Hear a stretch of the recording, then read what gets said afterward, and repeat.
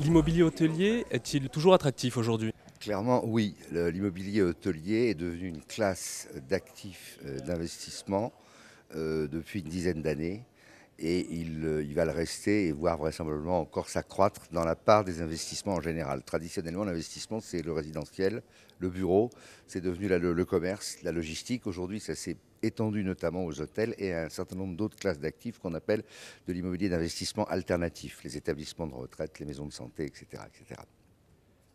Et la baisse du nombre d'établissements en France explique-t-elle la forte attractivité du secteur? Pas uniquement, oui, effectivement. Dès l'instant que vous avez une réduction de l'offre et que vous avez des investisseurs qui sont acheteurs, c'est un facteur d'attraction supplémentaire pour l'offre qui est existante. Mais la vraie raison n'est pas là. Elle est liée au fait que c'est considéré aujourd'hui vraiment comme une classe d'actifs à part entière. Donc je dirais l'intérêt majeur est la faible rotation des locataires. Quand vous avez un hôtel, vous avez généralement peu ou pas de vacances comparé à ce que vous pouvez avoir sur un certain nombre d'autres produits. Et c'est ce qui explique, en mon avis, en partie l'attrait. C'est l'aspect rendement, mais par-delà l'aspect rendement, vous avez un risque de vacances qui est très limité. Et alors sur les rendements, les taux de rendement, ils s'élèvent à peu près, j'imagine que ça dépend des classes, mais C'est très variable, hein. On peut avoir des taux de rendement, alors pour les plus bas, mais le problème c'est quand on donne le plus bas, il s'applique généralement qu'à une toute petite tranche d'immeubles. Ça peut être 4,5 ou 5% quand on est sur des hôtels de très grand luxe et dans des situations, dans des localisations absolument exceptionnelles. On dirait que la moyenne, ça tourne plutôt autour de 6-7%.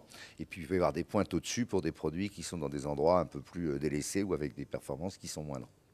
on a vu lors de cette table ronde un peu les règles fiscales qui évoluent.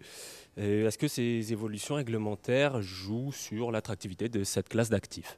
Ben, ça arrange pas les choses. Mais je dirais, comme il n'y a pas que les hôtels, ça touche à peu près toutes les classes d'immeubles. Il y a un empilement des réglementations et un alourdissement de la fiscalité, que ce soit de la fiscalité générale ou de la fiscalité locale, qui font que effectivement, ça ne milite pas en faveur de l'investissement en principe. Mais les investisseurs vont aussi au-delà. C'est-à-dire qu'il y a une situation actuelle où les normes de sécurité, les règles fiscales, etc., vont avoir des effets qui ne seront pas forcément très positifs.